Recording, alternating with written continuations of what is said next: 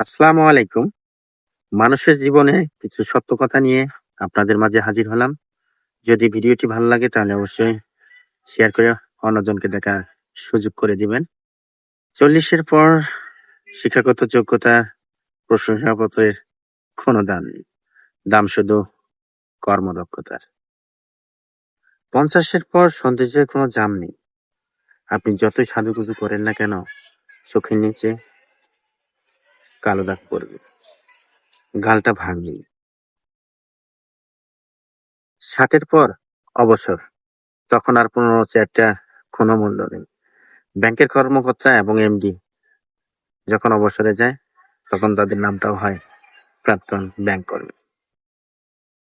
৭০-এর পর বড় বাড়ি আর ছোট বাড়ি এর কোনো তফাৎ নেই, কারণ সব ছেলে মেয়েরাই বাহিরে, বাড়িতে শুধু বুড়ো আর বুড়ি।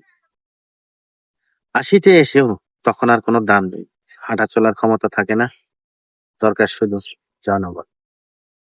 আর সর্বশেষ ৯০-এর পর বিছানায় পড়ে থাকা। জেগে থাকা আর ঘুমিয়ে থাকা একই কথা, কোনো পার্থক্য নেই।